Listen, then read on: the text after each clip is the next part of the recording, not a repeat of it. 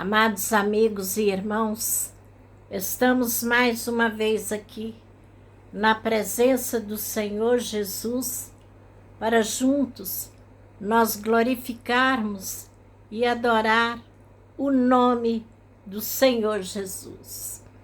Meus irmãos e meus amigos, nesta semana que se inicia, não sei que hora que esse vídeo vai chegar até você, mas aonde você estiver, eu lhe desejo a paz do Senhor Jesus em seu coração, em todos os sentidos. Meu amigo e minha amiga, nós hoje vamos fazer uma reflexão num assunto que eu já refleti nele e ele me chama muita atenção e acredito que você vai concordar comigo refletindo junto mais uma vez. Amém? Diz assim a palavra de Deus. O título da mensagem é O Pecado Sem Perdão. Nós sabemos que o pecado que não tem perdão é a blasfêmia contra o Espírito Santo de Deus. Se você ou eu pecarmos contra o Pai, temos perdão. Contra Jesus, temos perdão. Contra o nosso próximo, temos perdão.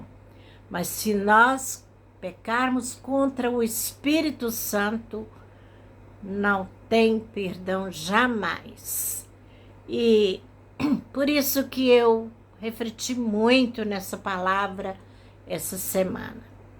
Diz assim, vamos ler no capítulo 3 do Evangelho de São Marcos, a partir do versículo 20 até o 22.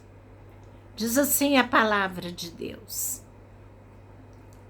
Depois entrou numa casa e afluiu outra vez a multidão, de tal modo que nem podia comer. Quando os seus ouviram isso, os seus aqui fala dos familiares de Jesus, saíram para o prender, porque diziam, ele está fora de si. E os escribas que tinham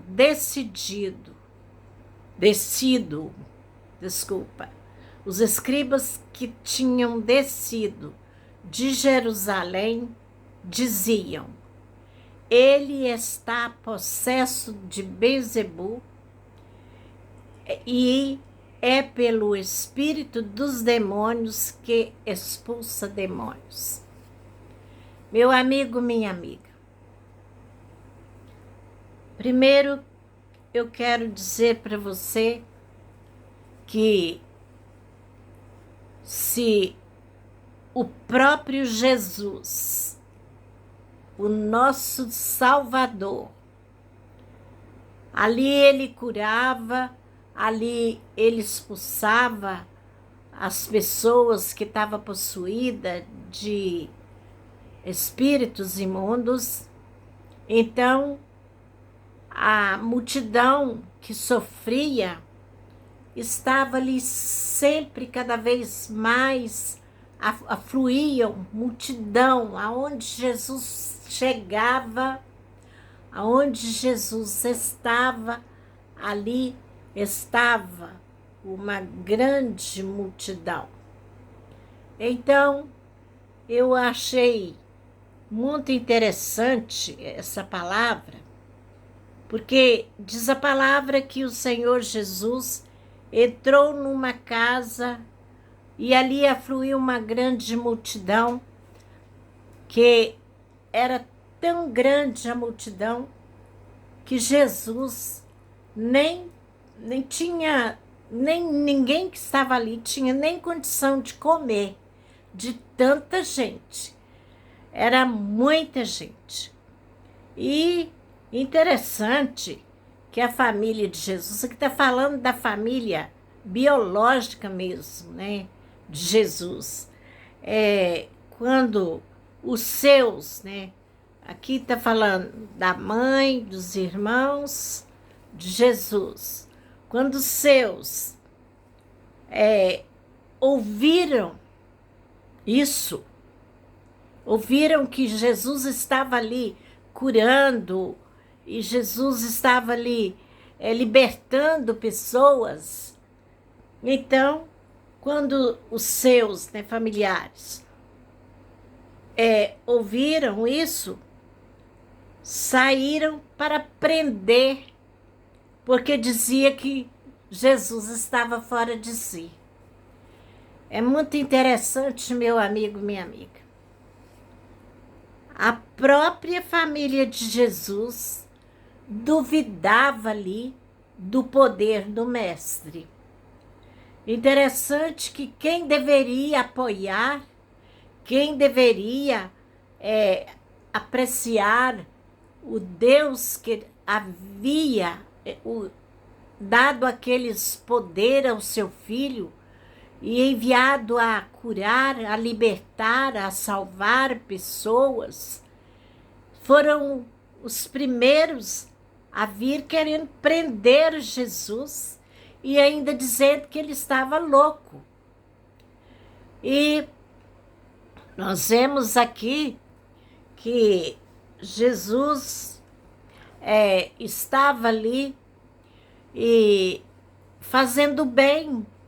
Jesus não estava fazendo nada além de curar e libertar pessoas, mas Jesus havia deixado tudo para trás para dedicar a sua vida à multidão que estava carente de cura, de libertação, de alguém que tinha uma palavra de conforto, e nesse momento eles encontravam ali em Jesus o que eles procuravam.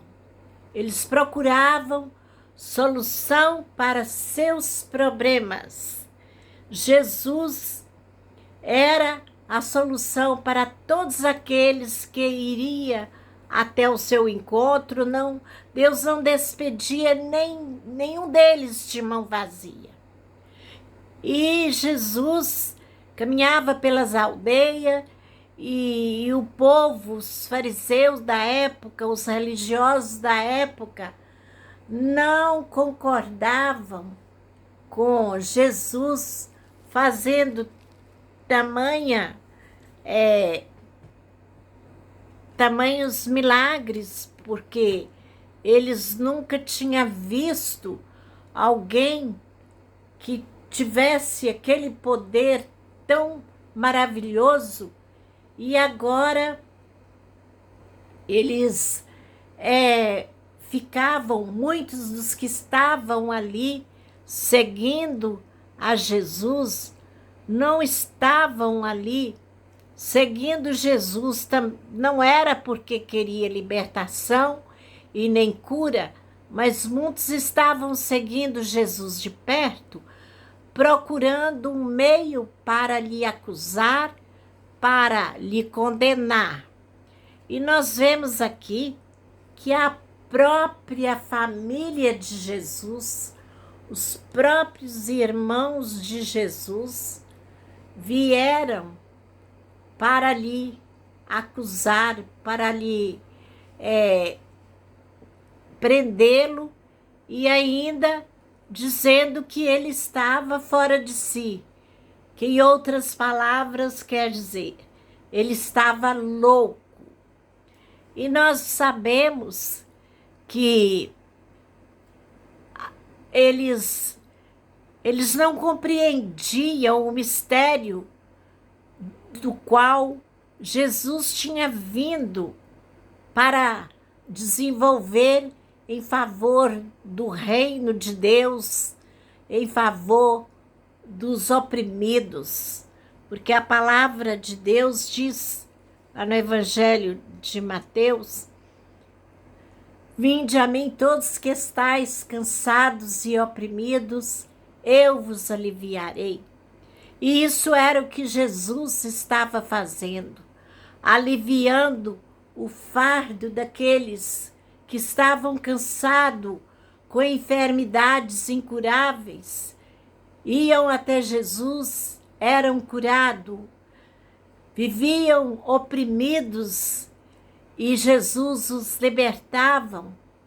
Mas os religiosos e os fariseus da época, que estavam ali procurando o meio para acusar Jesus, agora eles diziam que Jesus estava possesso de Beelzebul, era pelo príncipe dos demônios que ele expulsava os demônios. Meu amigo, minha amiga, se com Jesus fizeram isso, imagina comigo e com você. A própria família de Jesus rejeitava Jesus e via Jesus como louco.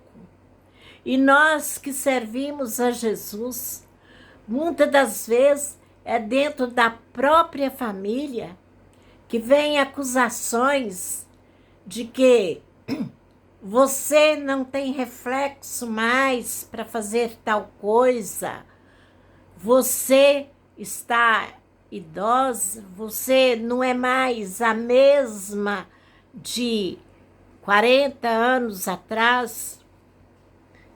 Enfim, são os primeiros a duvidar da nossa sanidade mental. Eles são os primeiros a nos acusar, são os primeiros a duvidar de nós. Essa experiência, eu acredito que vários pregadores da palavra de Deus têm dentro do meio familiar.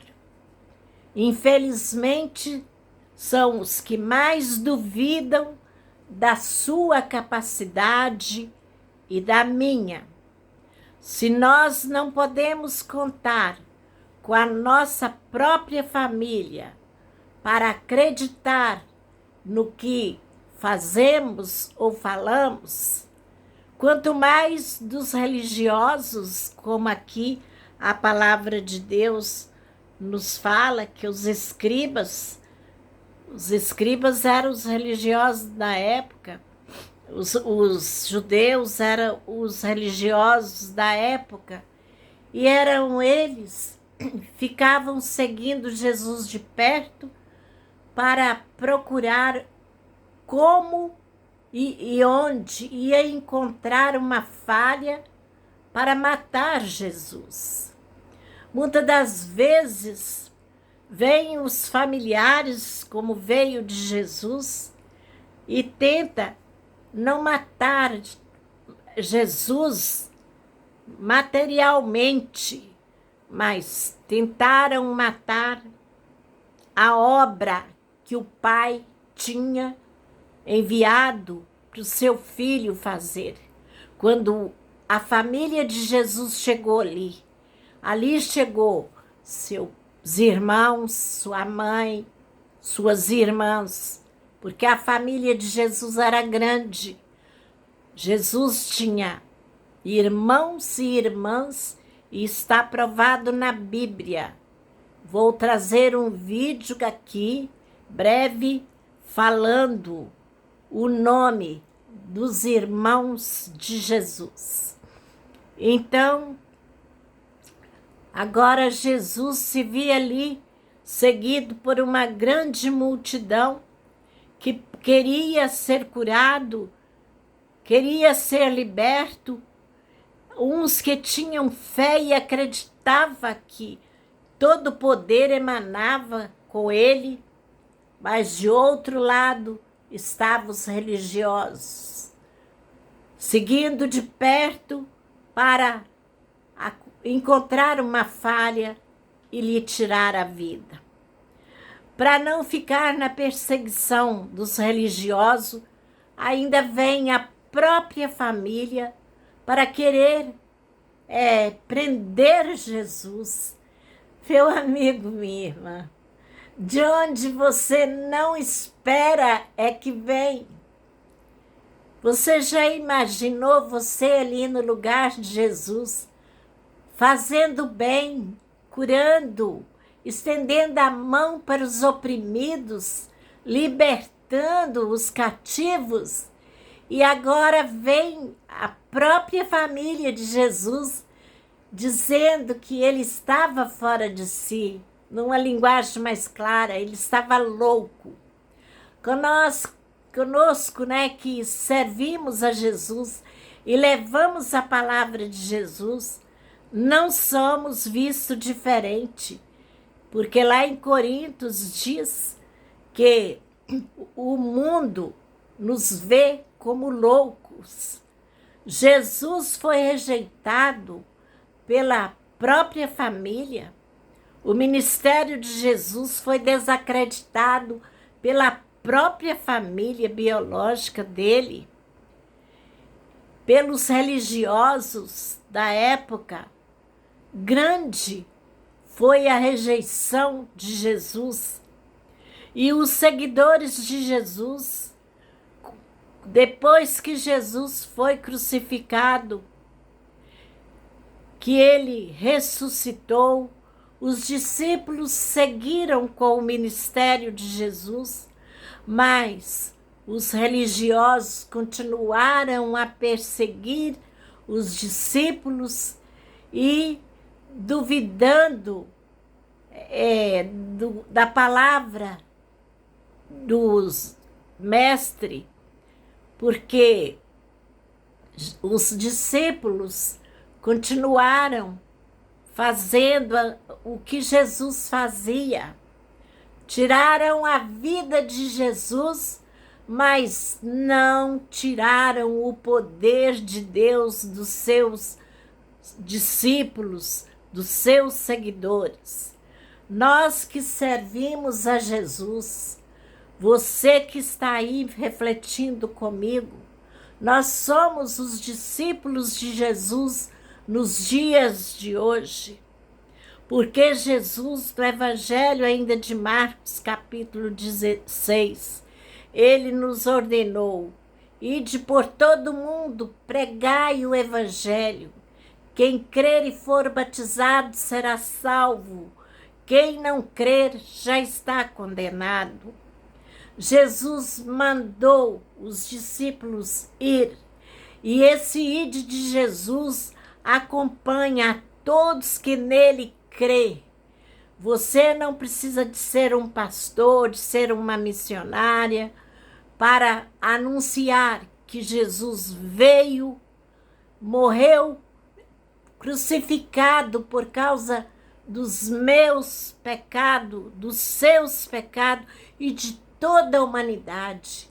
Ele morreu, mas ele ressuscitou e vivo está. Nós percebemos aqui quanta perseguição que Jesus teve. Jesus foi perseguido desde que nasceu. Jesus foi perseguido ao nascer, quando Herodes queria tirar a vida de Jesus.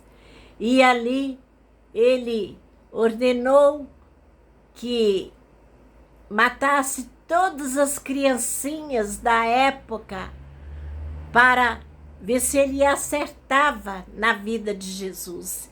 E ali os pais de Jesus, o pai adotivo José e Maria, a mãe de Jesus, tiveram que fugir para o Egito e ficar ali até que o reinado de Herodes chegasse ao fim.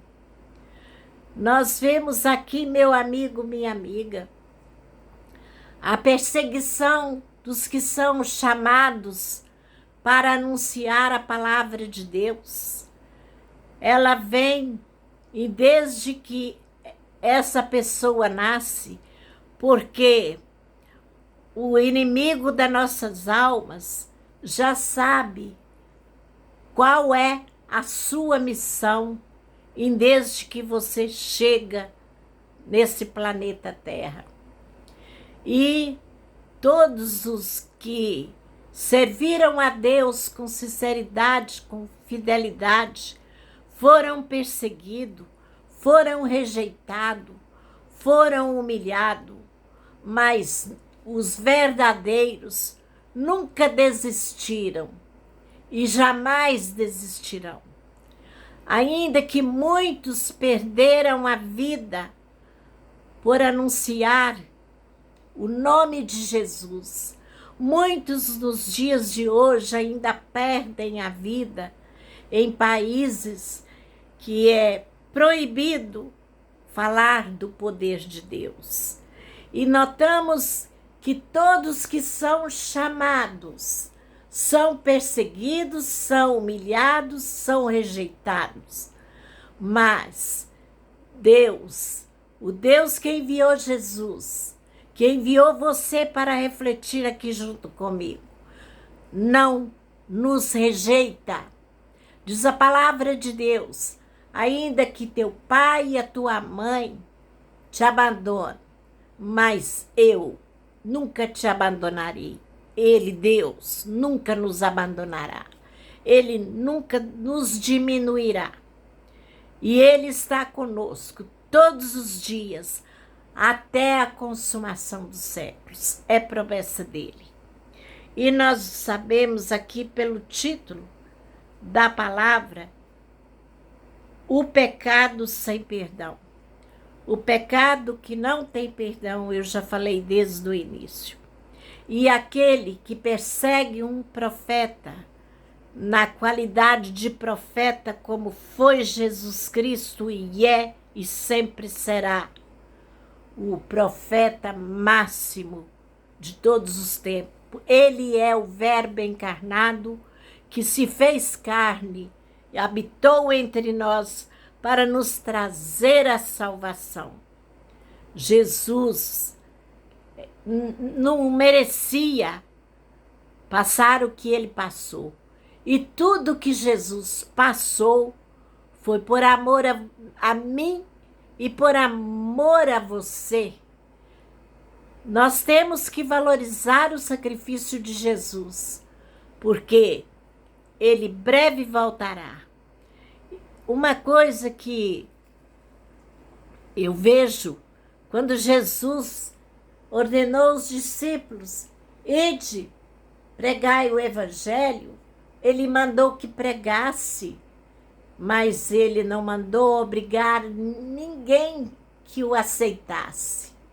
Nem o próprio Jesus disse, me aceita que eu sou a solução do teu problema. Não. Ele era e é e sempre será a solução de todos os problemas. Ele mostrava na prática a solução que ele era. Jesus continua sendo a solução. E a blasfema contra o Espírito Santo não tem perdão, porque quando uma pessoa é muito usada por Deus e alguém abre a boca para falar que ela é usada pelo encardido, por aquele que não merece ser falado nem o nome dele, o inimigo das nossas almas, essa pessoa não está blasfemando contra mim, contra nenhum pastor, contra nenhum profeta, mas ela está blasfemando contra o Espírito Santo que fala através daquele profeta. Nós vemos que Jesus foi perseguido desde bebê e nós vemos a perseguição que os cristãos sofrem, já falei nisso várias vezes em outras lives, e notamos o seguinte, a Bíblia também, que é o livro dos livros, é o livro que a própria ciência estuda para confirmar os efeitos climáticos que ela tanto busca resposta, está tudo dentro da Bíblia. Os próprios cientistas estudam e chegam à conclusão, estudam a Bíblia não para salvação, mas para provar que a ciência deles estão certa e está mesmo, porque Jesus é o autor da ciência e quando ele chamou o cientista para ser cientista, ele deixou o manual de instrução, porque a Bíblia é o manual de instrução para o cientista, para todos os governantes e para todos que o seguem, é o manual de instrução do ser humano. O ser humano que não encaixa na palavra de Deus tem alguma coisa errada, porque quando alguma coisa que está fora do seu manual de instrução, ela dá problema, ela não funciona. Qualquer eletrodoméstico que for tentar funcionar fora das instruções do manual de instrução que o acompanha, vai dar tudo errado. E o cristão que não tem como base na sua vida, como regra de fé e prática, ele não confere. Então, eu quero dizer para você, meu amigo, minha amiga, nós estamos aqui para refletir sobre as acusações que Jesus sofreu da própria família, que Jesus sofreu dos religiosos. E nós vemos que Jesus não se incomodou com nada disso. O verdadeiro cristão não se importa, fala que ele é louco, e somos loucos por Jesus. Somos loucos para chegar a hora de abraçar Jesus, de entrar na glória. Porque Jesus não tardará. Aí você fala, mas eu ouço falar nisso uma vida inteira e ele não veio até hoje. Meu amigo, minha amiga, já veio para muitos. Já veio para muitos, porque aquele que Deus fez chamada do seu CPF, esse já foi ter um encontro com Jesus. A ida dele, o arrebatamento dele, já aconteceu. Meu amigo, minha amiga, vamos ficar firme, vamos levar esta palavra, não ao pé da letra, porque a própria Bíblia diz que a letra mata, mas o Espírito vivifica. Vamos levar em nosso coração o Espírito Santo, viver a palavra dele, deixar com que ele venha nos moldar segundo a tua vontade. Sejamos instrumento do Espírito Santo nessa terra. Sejamos um canal para anunciar que Jesus veio, vive e reina para sempre. O reino de Jesus está dentro do teu coração. O reino de Jesus está dentro do meu coração. E esse reino não tardará a se estabelecer na terra. Hoje nós temos muitos governos, muitos governantes, mas o governo de toda essa terra, de toda essa nação, descerá muito em breve para tomar a posição que é dele, de rei e governo único. Jesus será o governo único, estabelecerá o seu reino aqui mesmo fazendo novos céus e nova terra. E nós estaremos lá em nome de Jesus. Amém? Gostaria de falar mais, mas o tempo passou. Vamos orar e agradecer a Deus. Amado Deus e eterno Pai, te louvamos agradecendo por esta semana que o Senhor nos deu. Te agradecendo pela força que o Senhor nos dá para cada dia mais estar perto de Ti. Dando-nos sabedoria, Senhor, para chegarmos até o nosso reino junto contigo. O Senhor é o reino, o Senhor é a salvação, o Senhor é o nosso porto seguro. E é tudo que nós te pedimos, ó Pai, que quem está nessa live, refletindo junto comigo, seja um dos tais. Abençoa, Senhor, todas as crianças. Abençoa para que elas cresçam na graça e no poder do Espírito Santo. Abençoa os adolescentes. Abençoa os jovens para que eles se tornem referência nessa terra. Deus, enquanto aguardamos a vinda do teu amado Filho Jesus Cristo para governar as nações, te pedimos que seja com cada governador de todas as nações do nosso Brasil, para que governem com leis justas, para que governe com sinceridade, com amor ao próximo. Que o Senhor esteja abençoando todas as autoridades civis, militares e eclesiásticas. Abençoa, Senhor, aqueles que sofrem no leito do hospital, que estão numa UTI e que esse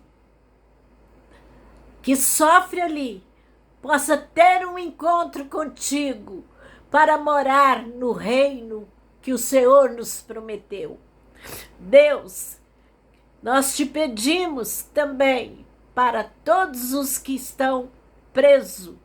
Às vezes não estão numa cela, mas estão presos em religião, porque a religião é uma cadeia. Enquanto um religioso acusa o outro, ele esquece de falar da própria religião, que é Jesus Cristo. A palavra religião quer dizer religação. É uma coisa que está cortada e é religada.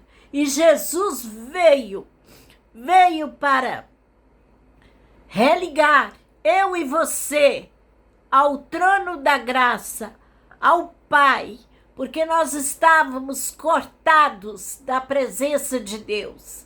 E Jesus veio para religarmos, para nos dar acesso ao Pai.